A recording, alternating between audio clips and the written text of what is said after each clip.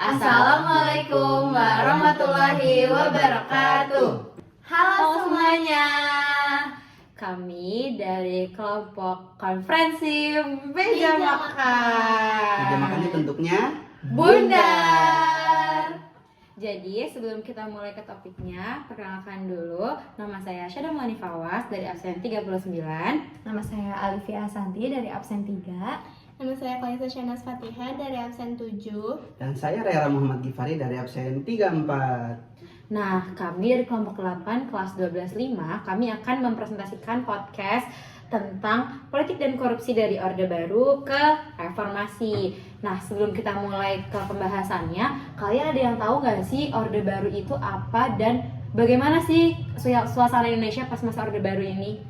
Nah, dari yang aku baca-baca nih, Sya, kalau misalnya pas masa Orde Baru itu kita berada di bawah kepemimpinan Presiden Soeharto, yaitu dari tahun 1966 sampai 1998. Nah, pada masa Orde Baru ini, Presiden Soeharto itu menerapkan sistem sentralistik. Nah, ada yang tahu nggak sih guys sistem sentralistik ini apa? Ini kalau setahu aku dari namanya jangan sentralistik ya, berarti sentral itu berpusat, yang dimana berarti kita kalau misalnya mau ngapa-ngapain, kita mau ini itu, kita harus benar-benar pusat ini tahu kayak gitu. Oh iya benar. Aku juga pernah baca katanya selain dia bersifat sentralistik, dia juga bersifat Jawa sentris ya sih. Jadi sesuai namanya Jawa sentris berarti dia tuh berpusat ke Jawa. Jadi pembangunan itu lebih ya fokusnya ke Jawa.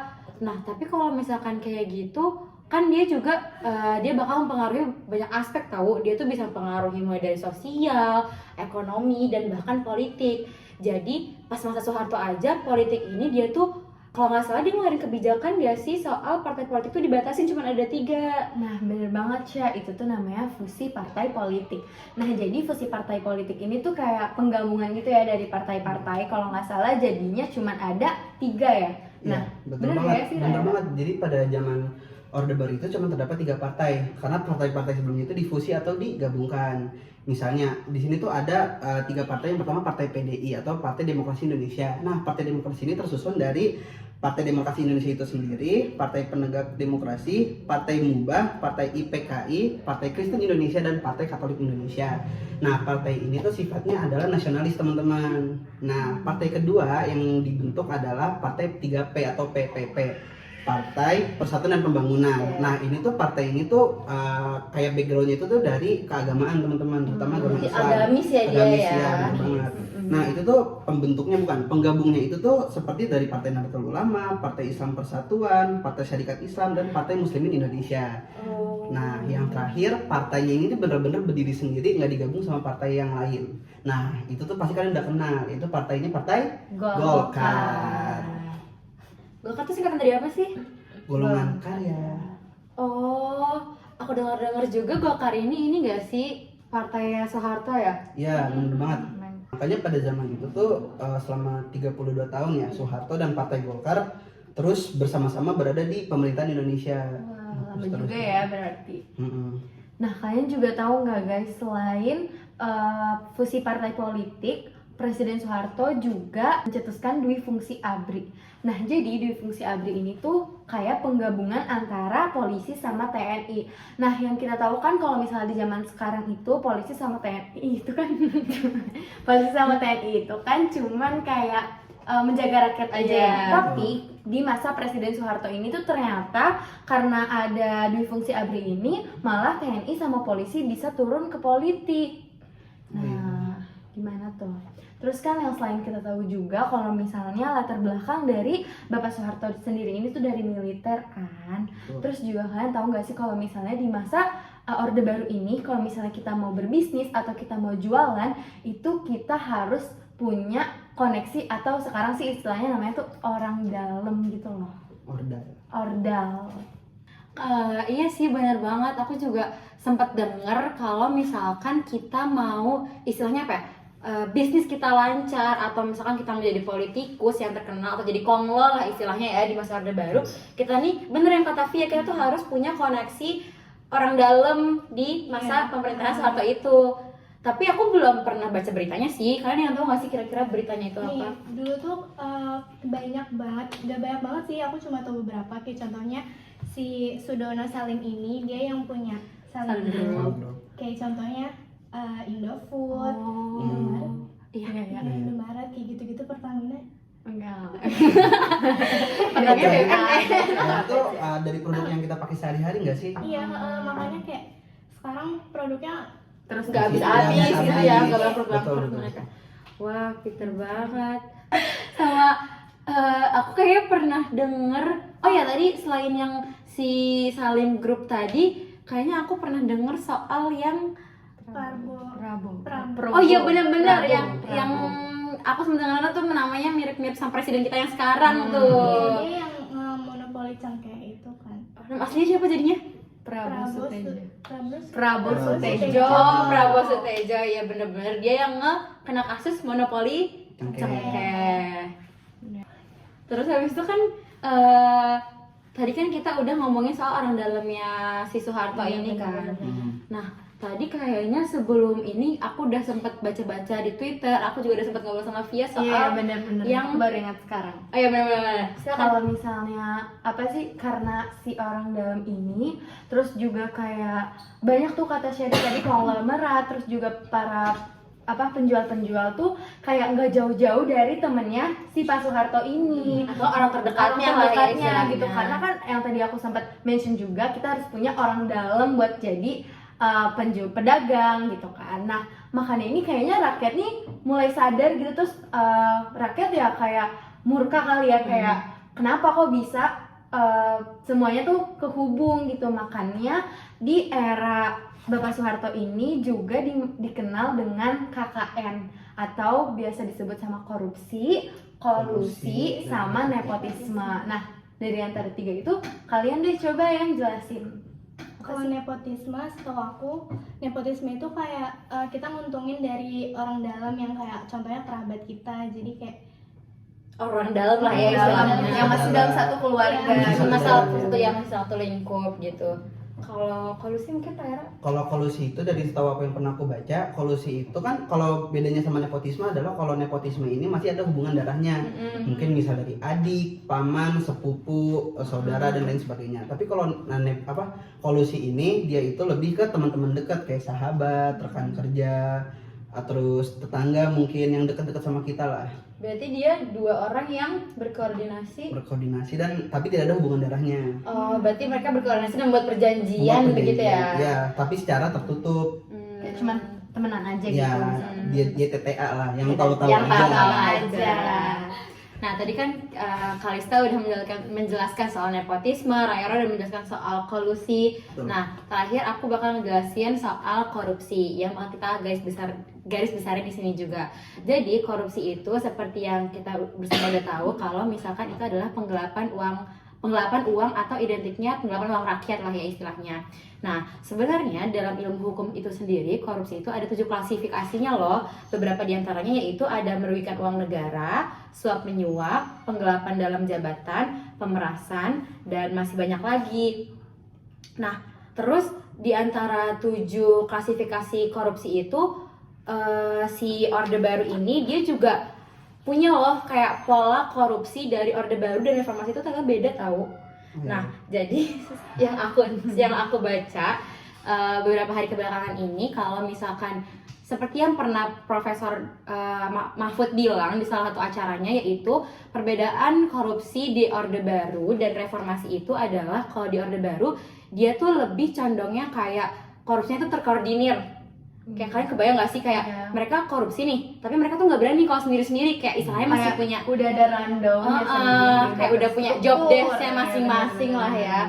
Nah, terus mereka ini tuh istilahnya masih kayak mungkin agak segan enggak sih? Nggak juga sih. Tapi kayak istilahnya mereka masih bekerja dalam lingkup grup atau masih terkoordinir, jadi mainnya bisa lebih rapi, bener banget.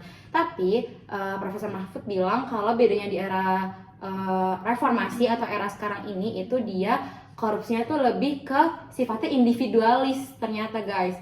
Jadi individualis itu bukan hanya dari lingkup kayak sosial atau apa-apa, juga ternyata korupsi itu juga bisa individualis loh. Jadi kayak misalkan kepala negara, mereka bisa aja nyelundupin uang rakyat tapi secara sendiri-sendiri. Untuk kepentingan pribadi. Nah, kalian tadi kan aku udah bahas soal perbedaan pola korupsi dari Orde Baru sama reformasi nih. Kalau dari Kalista atau dari Royara punya nggak sih contoh praktik korupsi yang terkenal gitu pas Orde Baru terutama? Mungkin bisa dimulai dari aku dulu ya. Dari yang setahu aku praktik korupsi pada zaman Orde Baru itu terjadi, ada namanya organisasi namanya Bulog atau kayak Persatuan Beras Logistik itulah, Pangan Indonesia.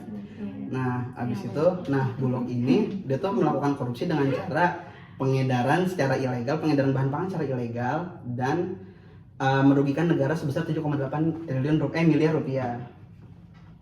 Nah, selain dari Rayara, mungkin dari aku aja kali ya.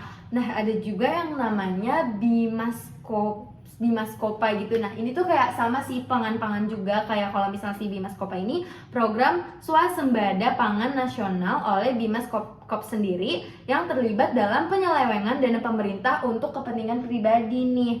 Yang ternyata pelakunya adalah yang pemilik si Bimaskopa ini sendiri. Terus juga kerugiannya itu buat negara sekitar 268 juta. Wow, banyak banget. Bener-bener banyak banget.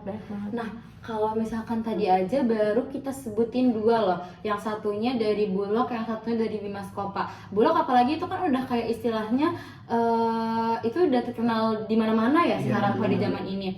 Dan itu dia udah ngerugiin sampai hampir 7,8 miliar rupiah. 7,8 miliar rupiah. Dan kalau Bimaskopa tadi 256 juta. Bayangin baru 2 contoh tapi udah sebanyak itu. Gimana kasus-kasus korupsi yang lainnya yang lebih besar ataupun yang belum terbongkar ya malah kan pasti banyak kan. Kayak pasti yang kerugian negara tuh banyak lah pokoknya. Itu sangat merugikan negara. Nah, kalau menurut kalian ada nggak sih kayak cara-cara, kan awalnya dulu pas lagi masa Orde Baru itu kan terkenal dengan KKN nih, korupsi nepotisme. Itu bahkan kita sih sama Amin Rais pas lagi demo mahasiswa 98. Nah, mereka kan nuntut yang mereka nuntut yang itu, pokoknya mereka nuntut untuk KKN ini diselesaikan. Nah, jadi kita lanjutin aja. Gimana ya caranya reformasi itu bisa memberantas si tadi KKN tadi. Nah, oke, berarti kita sekarang udah masuk ke reformasi ya. Nah, jadi dari masalah-masalah korupsi tadi pastinya dari presiden-presiden di era ini punya cara sendiri kan, gimana cara mereka buat ngeberantas si korupsi ini. Mungkin kita mulai dari B.J. Habibie yang dia ngejabat di tahun 1998 sampai 99. Nah, jadi si Habibie ini dia tuh ngefokusin banget buat ngeberesin ekonomi, terutama soal praktik monopoli dan persaingan yang gak sehat. Salah satu langkahnya itu dia tuh ngebikin undang-undang supaya pasar itu lebih terbuka dan transparan. Nah, ini tuh tujuannya biar nggak ada yang bisa main belakang. Oh, berarti biar KKN-nya ini dia berusaha untuk menyegah si tadi poin yang kolusi sama nepotismenya ya, berarti si Habibie itu. Terus kita lanjut ke Gus Dur. Dia ini, kalau Gus Dur tuh dia kan emang terkenal dengan presiden yang nyentrik dan kontroversial gitu ya.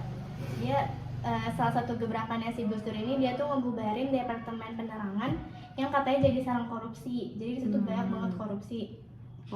Selain itu dia itu juga nggak ragu buat ngebatasin kekuasaan DPR dan MPR, karena dia ini mikirnya DPR dan MPR ini nggak efektif buat ngeberantas korupsi.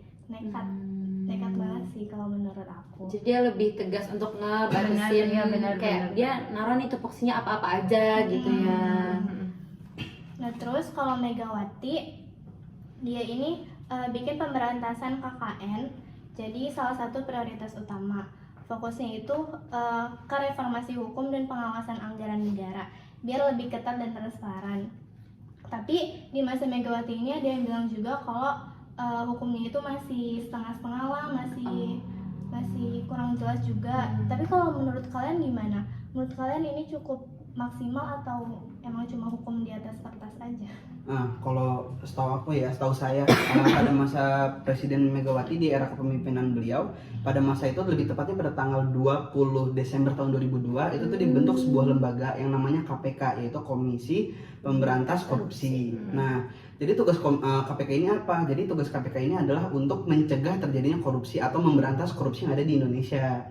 Nah, selain itu pada masa Megawati juga itu tuh dibentuk undang-undang. Nah, undang-undang itu tuh dibentuk pada Undang-Undang Nomor 31 Tahun 1999 dan Undang-Undang Dasar Negara Republik Indonesia tahun Nomor 20 Tahun 2021. Nah, itu tuh dua undang-undang yang dibuat itu tentang bagaimana pencegahan korupsi, tentang kayak bagaimana penghukumannya dan lain sebagainya.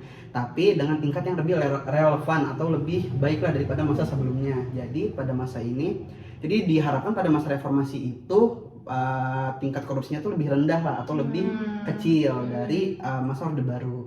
Cuman walaupun sudah dibentuk KPK, sudah dibentuk undang-undang juga, itu tuh masih aja tuh ada kasus korupsi yang terjadi di Indonesia, masih rada marak juga. Nah, contoh salah satu kasus yang masih hangat untuk diperbincangkan tuh adalah kasus PT Timah, teman-teman. Tahu kan kalian? Tahu. Yang baru-baru ini kan? Ya. Nah, itu tuh PT Timah ini saya jelasin sedikit. Itu tuh menyebabkan kerugian negara kurang lebih sebesar 300 triliun rupiah. Nah, itu tuh alokasi dananya itu tuh 29 triliunnya itu untuk PT Timah itu sendiri kerugian, dan 271 triliun itu untuk kerugian di lingkungannya, di negara, di daerah sekitarnya. Wah, kalau kayak gitu. Oh, itu yang ini nggak sih, yang Harvey Moise yang Suaminya Sandra Dewi. Nah, yang cuman dihukumnya 6,5 tahun yang dikasih pengampunan kan. Betul. Padahal menurut aku ya, kalau menurut aku pribadi, orang-orang koruptor tuh dia aja nggak mikirin kita, terus kenapa kita harus mikirin dia, ya nggak sih? Apalagi dengan kerugian sampai triliunan. Maksud aku, kita aja sebagai anak Gen Z sekarang, kita aja nggak kepikiran loh gimana megang uang sebesar itu kan. Nah, kalau mungkin karena kita masih kecil kali ya. Jangan jadi koruptor. Jadi koruptor. Nah, tapi selain dari Harvey Moise yang dikenain pengampunan, aku tuh juga sempat baca soal pokoknya salah satu kepala daerah di Indonesia ini, dia tuh dia kena kasus korupsi nih. Tapi dia tuh habis keluar dari sel, dia tuh malah masuk lagi. Jadi kayak dia tuh istilahnya gajera gitu loh. Dan aku juga sebagai Gen Z, aku juga bingung kenapa ya kalau misalkan kasus korupsi di Indonesia ini kayak marak terus gitu. Kapan sepinya, kapan selesainya ini kasus korupsi gitu. Menurut kalian gimana? Hukuman apa sih yang istilahnya menurut kalian yang bisa setimpal, yang bisa menyelesaikan masalah ini biar kita tuh bisa mencapai Indonesia emas di tahun 2025 nanti? Menurut aku sih, kayak kita tadi yang Harvey Moise itu, kenapa dia cuman 6,5 tahun?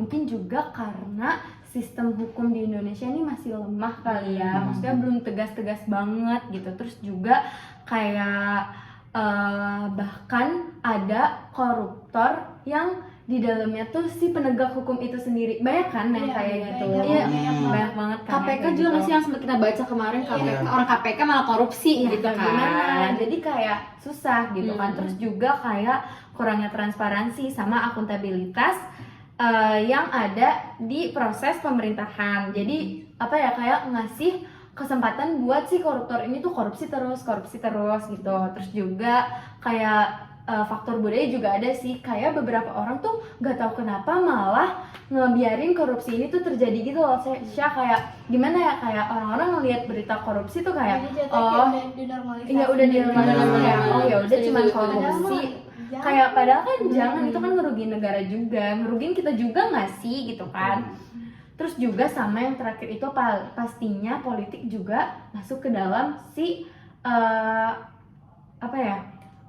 penegak hukum ini sendiri gitu loh. Kayak suap menyuap gitu kan banyak ya. Kalau orang mau misalkan kayak kepala daerah, kan apalagi, sering banget kan kayak serangan subuh gitu-gitu kan. Bener banget sih, kayak apalagi mereka koruptor dan uangnya udah banyak. Jadi kayak untuk ngelopin suap apa menyuap aja tuh, gitu. iya bener banget, suap menyuap tuh gampang banget.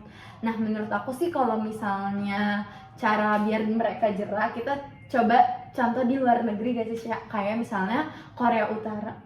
Kalau misalnya Korea Utara ada yang ketahuan korupsi langsung ditembak mati. Tapi karena kalau di Indonesia itu ngelanggar hak asasi manusia ya. Jadi menurut aku bisa dipakai, maksudnya bisa kayak alternatifnya tuh caranya penjara seumur hidup. Tapi even penjara seumur hidup aja kayak tadi masih aja ada yang diringan-ringanin kayak bebas bersyarat, terus juga kayak karena mereka perlakuannya baik jadinya 6,5 tahun doang gitu loh. Jadi kayak ya gitu deh.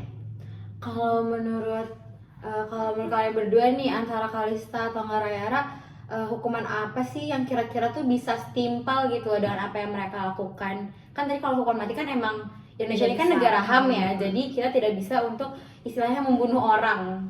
Nah, kalau dari kalian berdua kira-kira ada nggak sih solusi lain selain hukuman mati gitu? Nah, kalau dari Kalista? Paling apa ya, harus emang benar-benar dimiskinin sih si koruptor-koruptor itu. Bener-bener mereka kapok ya jadinya. Soalnya dari mereka sendiri juga kayak mereka nggak jera-jera gitu loh, kayak aneh.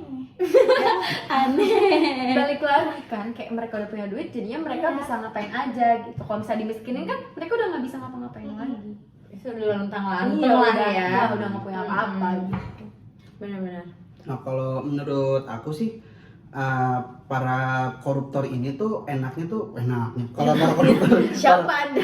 koruptor ini tuh sebaiknya tuh kayak hukumannya tuh kayak lebih diberatin aja gitu. Kayak misalnya bener-bener penjara seumur hidup atau penjara misalnya 30 tahun, ya udah mereka tuh tetap aja dipenjarain segitunya, tetap subjektif gitu para objektif si pengadilannya tetap objektif kayak entah dia berperilaku baik, entah dia punya tanggungan keluarga, entah dia punya banyak anak. Kalau misalnya dia sudah ngerugiin rakyat, ya udah dihukumnya tuh segitu-segitu aja. Jangan kayak karena dia kelakuannya baik nih, dikurangin aja deh dari 30 tahun jadi 15 tahun.